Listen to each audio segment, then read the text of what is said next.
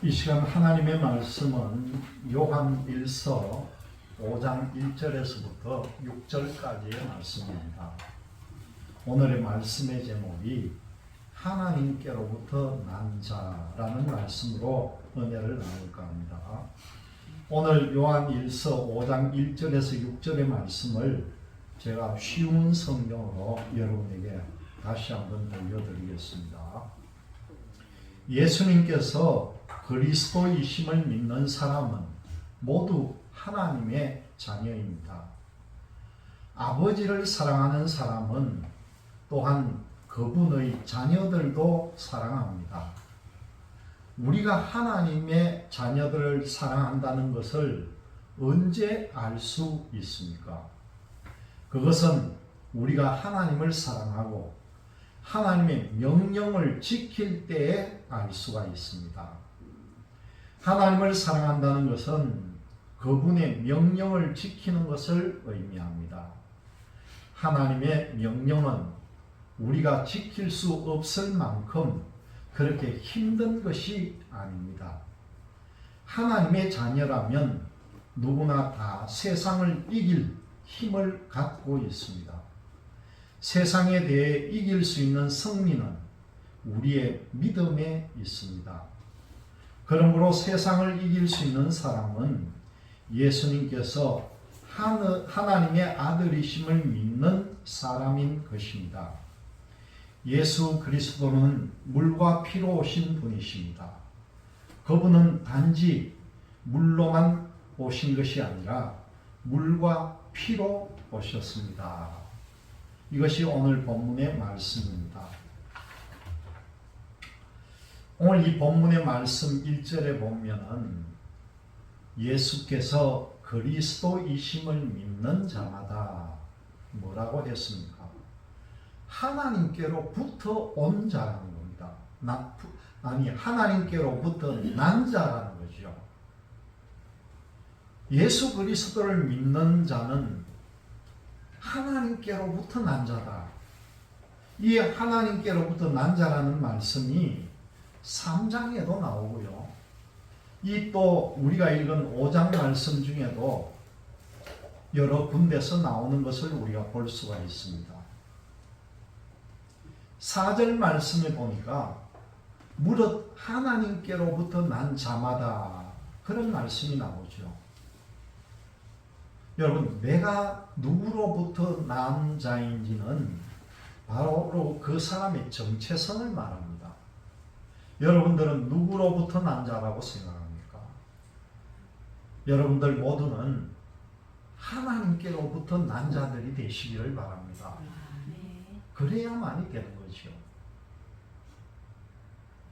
사람들이 욕을 할 때요, 참 많이 쓰는 욕이 뭡니까? 싸움할 때 보면 기가 차는 욕을 많이 하잖아요. 특히 남자들. 여자들인데 그렇게 많이 싸우는 걸 못 봤는데. 싸움할 때마다 뭘들 얘기합니까? 이 새끼 저 새끼가 아니고 짐승 새끼가 막 나오잖아요. 개새끼 소새끼고. 왜 사람을 맞대놓고 싸우는데 거기다가 개, 소, 돼지가 나와요. 그런 욕을 들어가지고 기분이 좋을 사람이 누가 있겠습니까? 싸울 때도 참 고상한 말을 쓰면 좋을 것인데 싸우다 보니까 그게 안 되는 모양이죠. 만약에 왕으로부터 났다면 그 사람은 뭐가 됩니까? 왕자가 되잖아요. 그 왕자는 나중에 뭐가 됩니까? 나중에는 왕이 되는 거예요.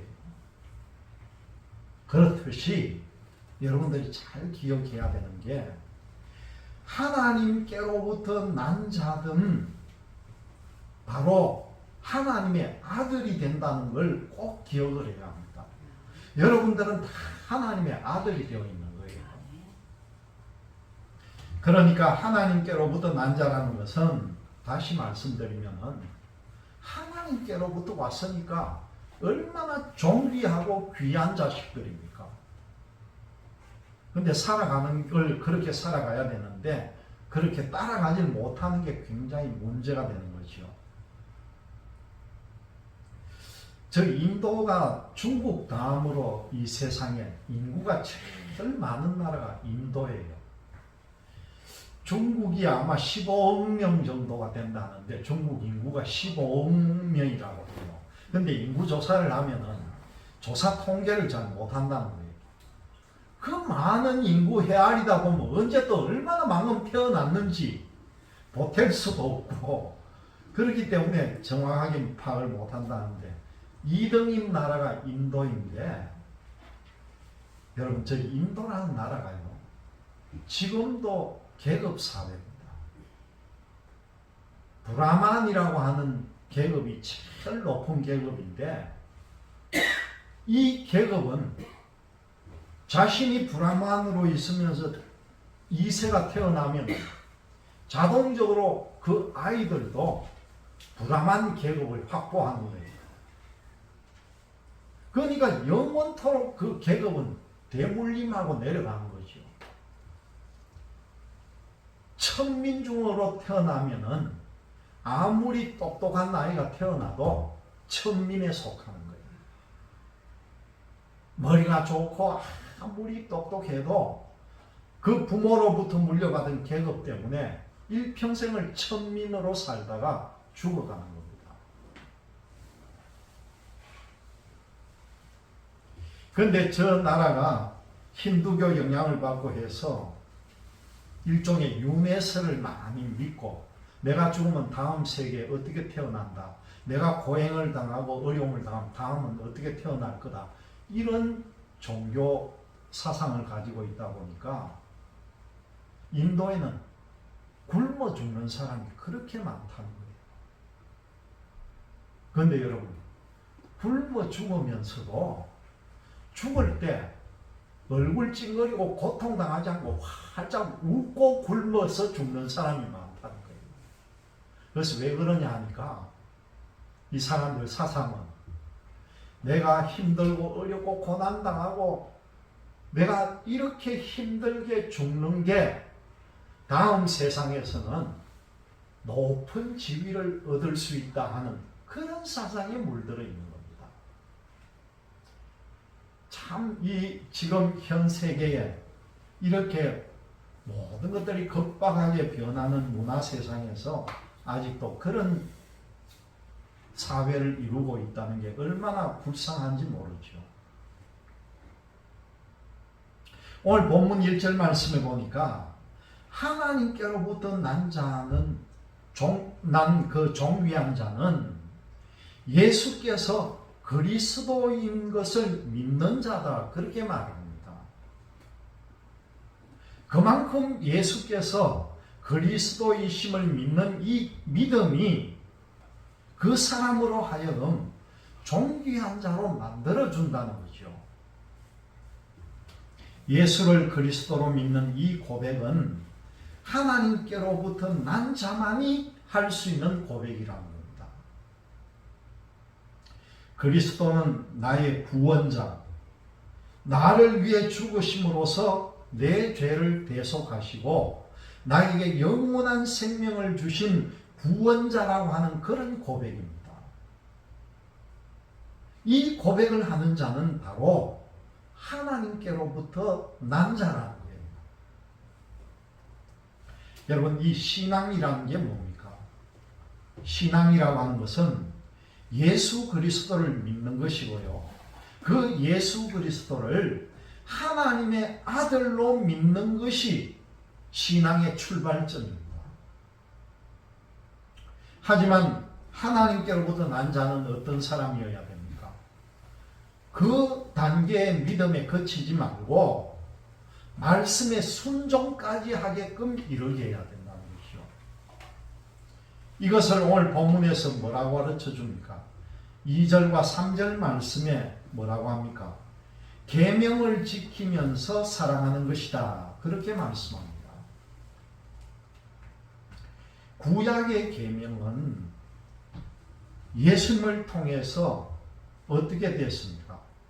하나님 사랑과 이웃 사랑이라고 하는 그런 통전적인 사랑으로 요청이 되었다는 거예요. 구약의 십계명은 하나님 사랑과 이웃 사랑으로 묶여졌습니다.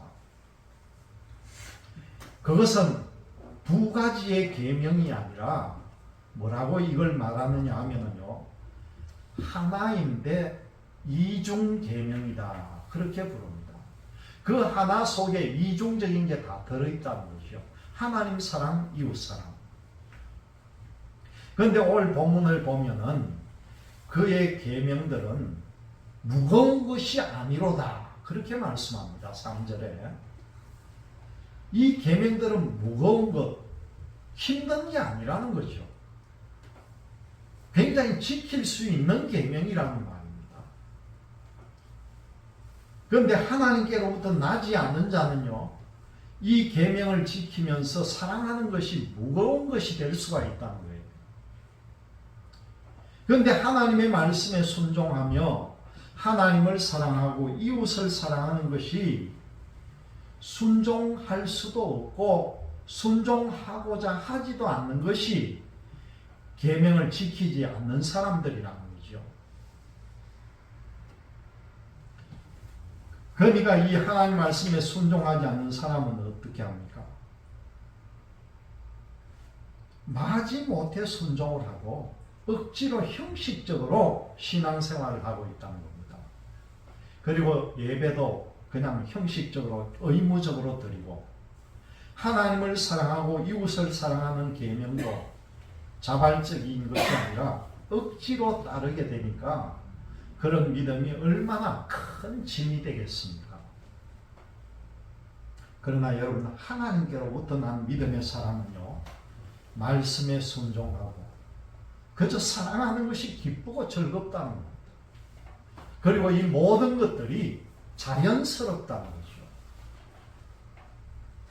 하나님의 계명을 지키는 자는 하나님을 사랑할 뿐만 아니라 이웃도 사랑한다는 겁니다. 하나님께로부터 난 자는 하나님을 닮는다, 그렇게 말합니다. 여러분, 하나님은 뭐라고 했습니까? 하나님은 사랑이시다 했습니다. 하나님의 사랑을 아주 잘 표현한 데가 어디입니까? 요한복음 3장 16절이잖아요. 하나님이 세상을 이처럼 사랑하사 독생자를 주셨다, 그렇게 말씀합니다. 로마서 5장 8절을 보면은요, 우리가 아직 죄인 되었을 때에 그리스도께서 우리를 위하여 죽으심으로 하나님이 우리에 대한 자기의 사랑을 확정하셨느니라, 그렇게 말씀합니다. 그 죄인들을 구원하기 위해서 독생자를 십자가에 내주시는 사랑, 그 사랑이 바로 하나님의 사랑이라는 겁니다.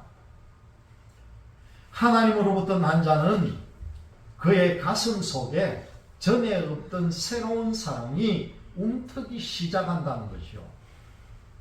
그래서 어떻게 합니까? 원수까지도 사랑한다고 합니다.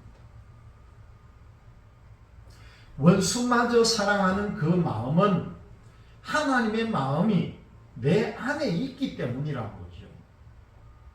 그리고 예수님의 생명이 바로 내 안에 있기 때문에 원수도 사랑할 수가 있다는 겁니다.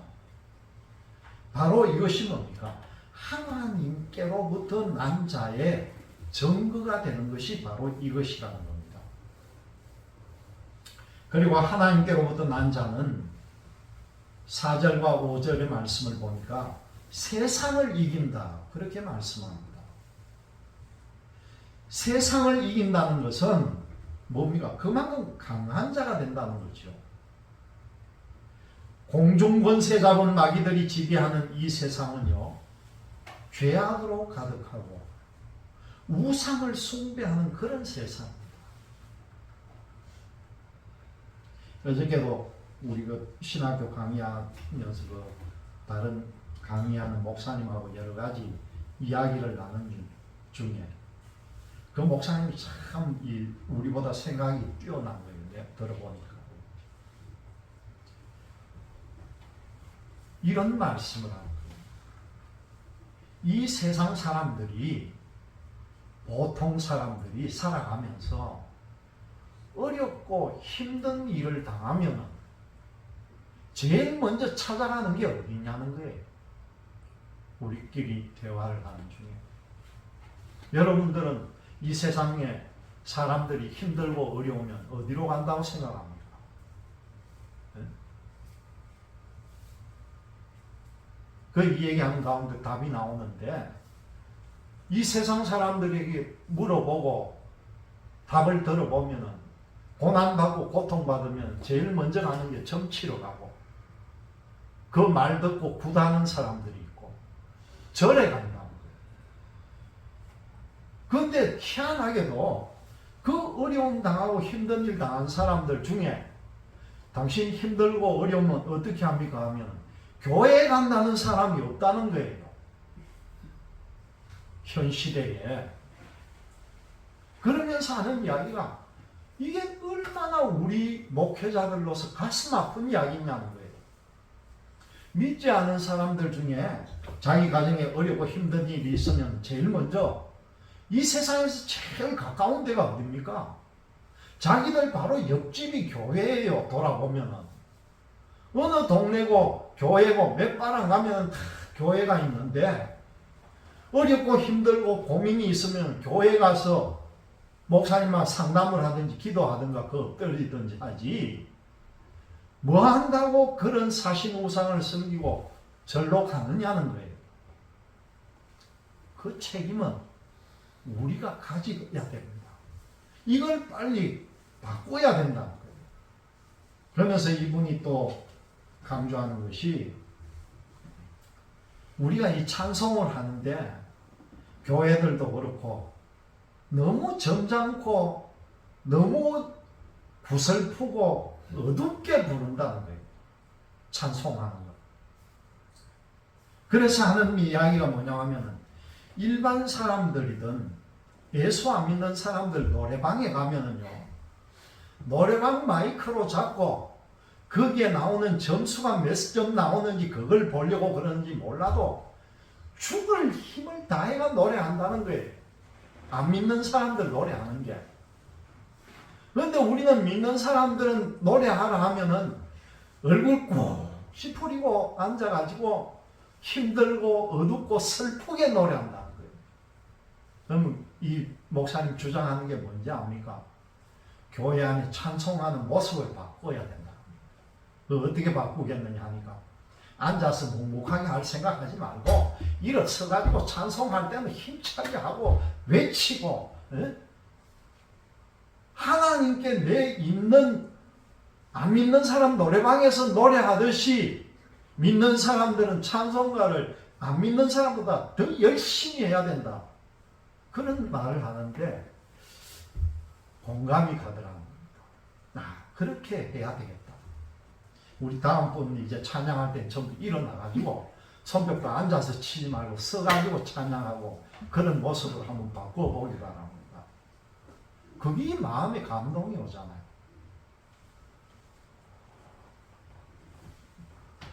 이 세상은 정오와 욕심이 가득 찬 세상입니다. 정말 이 우상은 우리를 유혹해서 넘어뜨리고 망치려고 하는 계획을 꾸미고 있는 세상입니다. 그래서 세상 사람들이 들의 이 마귀의 종이 되어서 세상 사람들은 죄로 인해서 넘어지고 그 죄로 인해서 멸망하고 심판을 받는다는 것이요. 그러나 하나님께로부터 난 자들은요, 그런 세상을 이겨야 된다는 거예요. 그런 힘이 여러분 어디에서 나온다고 했습니까? 오늘 본문 4절을 보니까 세상을 이기는 승리는 이것이니, 그게 뭡니까? 우리의 믿음이다. 분명하게 말씀하잖아요. 믿음이 세상을 이긴다는 겁니다. 여러분 한번 따라하세요. 믿음이 세상을 이긴다. 세상을 이긴다. 이 믿음이 모든 것을 다 이기는 것입니다. 히브리서 11장에는요, 믿음으로 이긴 사람들의 이름이 참 나옵니다. 히브리서 11장에 이 믿음으로 이긴 사람의 이름이 누굽니까? 에녹도 이겼고 아브라함도 아브라함도 이겼고 이삭도 이겼고요. 야곱도 이겼고 요셉도 이겼습니다. 그리고 모세도 이겼고 다윗도 이겼고 엘리야도 이겼고 기드온 300용사도 이겼습니다. 이 모든 사람들이 이긴 승리의 힘이 뭡니까? 그것이 바로 믿음이라는 거예요. 오늘 본문 5절 말씀에 보니까 예수께서 하나님의 아들이심을 믿는 자가 아니면 세상을 이기는 자가 누구냐 그렇게 말합니다. 예수께서 하나님의 아들이심을 믿는 이 믿음이 약한 자를 강하게 한다는 거예요. 왜 그렇습니까? 내가 믿는 그리스도께서 세상을 이기셨기 때문에 예수님과 나와 함께 하시니까 아무리 강한 대적마귀라고 할지라도 아무리 심한 박해나 환난이나 공고라 할지라도 반드시 이긴다.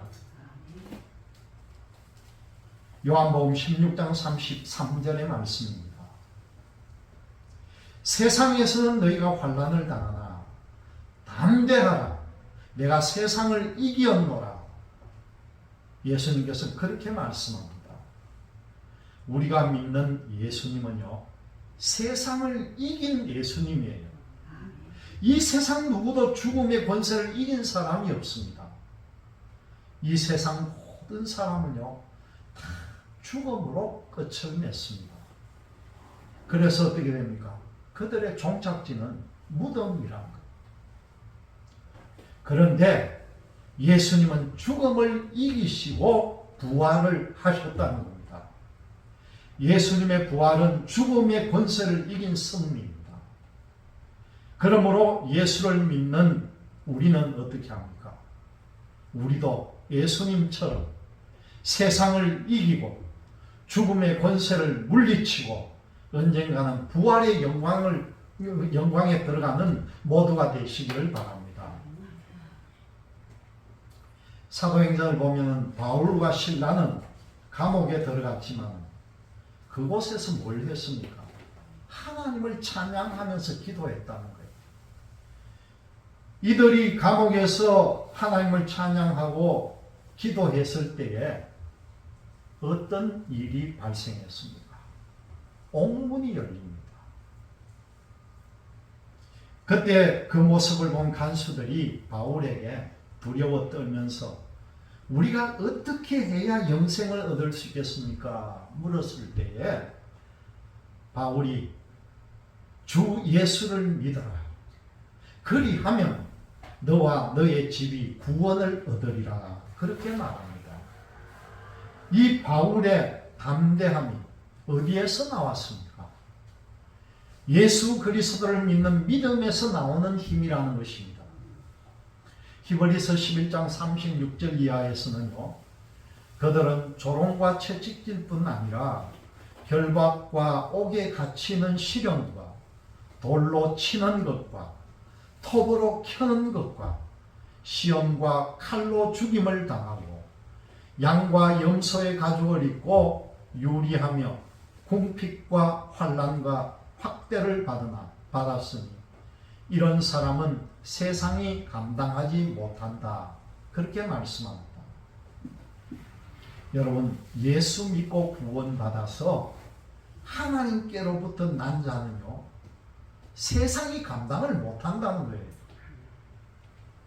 그만큼 승리에 대한 확신이 있다는 겁니다. 하나님으로부터 난 자들은 이런 승리에 대한 확신이 있기 때문에 어떻게 합니까? 환난 중에도 즐거워해야 한다는 거예요. 여러분 모두 이 하나님께로부터 난 자들이 되시기를 주님의 이름으로 기원드립니다. 아멘.